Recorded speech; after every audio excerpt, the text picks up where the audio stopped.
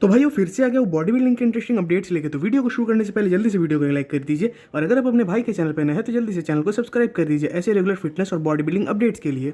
तो भाइयों आज की वीडियो की टॉपिक थोड़ी अलग होने वाली है। जैसा कि आप सब थंबनेल देखकर समझ ही गए होंगे कि आज के वीडियो में हम बॉडी बिल्डिंग अपडेट्स की तो बात नहीं करने वाले, बल्कि आज बात करेंगे हमारे नेक्स्ट जिला रूबियल मॉस्क्यूरा के ऊपर कि अगर वो इस साल यानी 2023 में ओलंपिया में कम्पीट करते तो उनकी प्लेसिंग क्या आ सकती थी और वो कौन कौन बॉडी बिल्डर से आगे प्लेस हो सकते थे।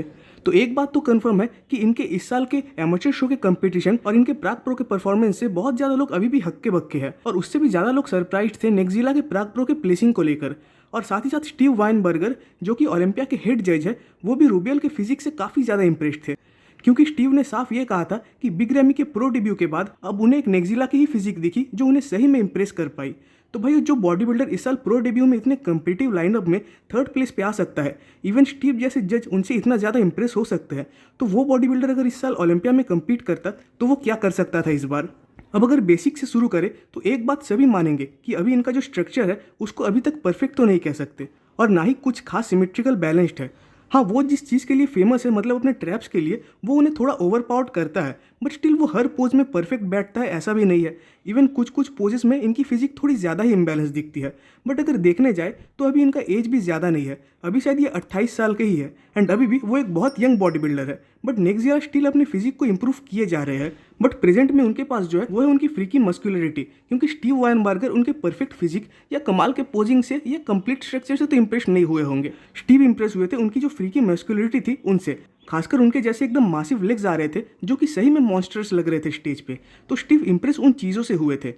अब एक बात तो है कि इनके जैसे मैसिव लेग्स शायद मैंने आज तक किसी बॉडी बिल्डर के नहीं देखे, क्योंकि इतने बड़े साथ ही साथ थिक, वो भी कंडीशनड और सेपरेटेड लेग्स शायद बॉडी बिल्डिंग इंडस्ट्री को भी पहली बार ही देखने मिली होगी। अब कहीं कहीं रूबियल और रोनी कोलमैन के बीच भी कंपैरिजंस चल रहे हैं, क्योंकि रोनी की फिजिक भी अपने टाइम में एकदम फ्रीकी आया करती थी। बट पर्सनली मुझे इस कंपैरिजन का कुछ मतलब समझ नहीं आता, क्योंकि रोनी जैसे लेजेंड से निकजिला के अभी के फिजिक का कंपैरिजन करने का कोई मतलब ही नहीं बनता।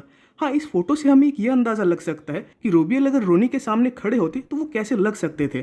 खासकर निकजिला की अपर बॉडी सही में बहुत ज़्यादा बढ़िया लग रही है। एक तो उनके ट्राइसेप्स एकदम पॉप आउट होकर बाहर आ रहे हैं, इवन उनके पेक्टोरल मसल्स भी एकदम थिक और सेपरेटेड आ रहे हैं, इवन चेस्ट में भी फाइबर्स एकदम बढ़िया आ रहे हैं। और भाई यही कुछ चीज़ें या कुछ रीजंस थी जो कि रूबियल को इतने कम्पिटिटिव लाइनअप में, जहाँ की सैमसन दौदा जो कि इस साल ओलंपिया में थर्ड आए थे, माइकल क्रिजो जो कि 7 थे, इवन बहुतों का मानना है कि क्रिजो की ओलंपिया वाली फिजिक से उनकी प्राग प्रो वाली फिजिक ज़्यादा बेटर थी। इवन सैमसन की फिजिक भी प्राग प्रो में ज़्यादा बेटर थी उनके ओलंपिया के फिजिक से।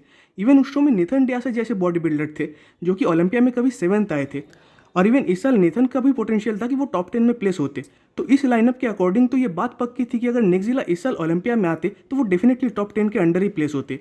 अब अगर क्रिजो से इनका कंपैरिजन करें जो कि इस साल 7 थे, तो देखने जाए तो इवन वो ओलंपिया में अपने बेस्ट फिजिक के साथ भी नहीं थे, क्योंकि माना कि वो बहुत ज़्यादा कंडीशन थे, बट जो साइज़ नेचुरली हमें उनके फिजिक में देखने मिलती है, जो मैस्कुलरिटी, वो उनके फिजिक में नहीं थी। और अगर क्रिजो खुद को और थोड़े ज़्यादा बढ़िया तरीके से पीक करके आते या और थोड़े फुलर आते तो शायद इनकी प्लेसिंग थोड़ी और ऊपर जा सकती थी।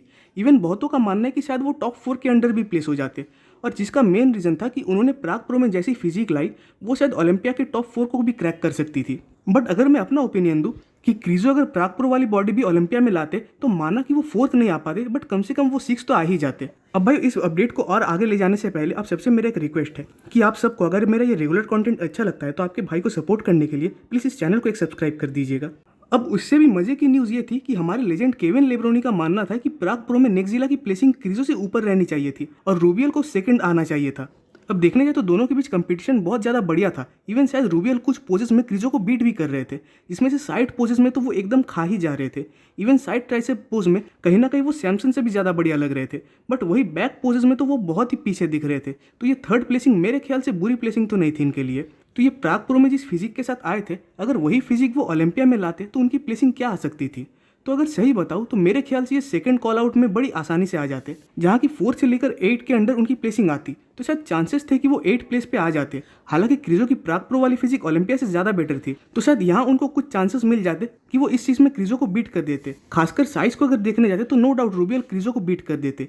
इवन अगर देखने जाए कि क्या ये फर्स्ट कॉल आउट में आ पाते तो इस साल तो नहीं, बट अगर ये अपने कुछ वीकनेस को सुधार के आए तो शायद ये टॉप 5 में भी प्लेस हो सकते हैं, खासकर फ्रंट डबल बाइसेप्स पोज को और बैक पोजेस को अगर ये सुधार के आए। तो देखने जाए तो इन्होंने तो बस अभी शुरुआत ही की है और नो डाउट कि आज के बॉडी बिल्डिंग लाइनअप में ये सबसे ज़्यादा फ्रीकी मस्कुलर बॉडी बिल्डर है और साथ ही साथ इनके फिजिक में वो क्वालिटी भी दिखती है इनके मैसिव साइज को छोड़कर। तो कहीं ना कहीं इनके अंदर वो जेनेटिक्स वो पोटेंशियल है कि ये इंप्रूव करते करते एक टाइम खुद को मिस्टर ओलंपिया के काबिल कर ले और सिर्फ इतना ही नहीं बल्कि एक रेनिंग लेगेसी भी क्रिएट करे। बट अगेन अभी ये बस 28 साल के ही है। इवन देखने जाए तो ये शायद अभी डेरेक लंसफर्ड से भी छोटे हैं जो कि एक लंबे टाइम से प्रो तो है ही, साथ ही साथ 212 के ओलंपिया भी रह चुके हैं और रूबियल बस कुछ हफ्ते पहले ही प्रो बने और साथ में एक बहुत कंपिटिटिव लाइनअप में 3rd प्लेस भी लाए। और मेरा मानना है कि रूबियल अगर इसी तरीके से खुद को, अपने फिजिक को, अपने पोजेस को इंप्रूव करते रहे, साथ ही साथ अगर वो और थोड़ा कंडीशनड और मासिव हो जाए तो नो डाउट आने वाले टाइम में ये मिस्टर ओलंपिया बन सकते हैं। तो भाई आज की वीडियो पे खत्म होती है। कमेंट्स में जरूर बताइएगा कि आपको वीडियो कैसा लगा। वीडियो अच्छी लगी तो वीडियो को लाइक कर दीजिए और नेक्स्ट वीडियोस के अपडेट सबसे पहले पाने के लिए चैनल को सब्सक्राइब कर दे और बेल आइकन को प्रेस कर दे।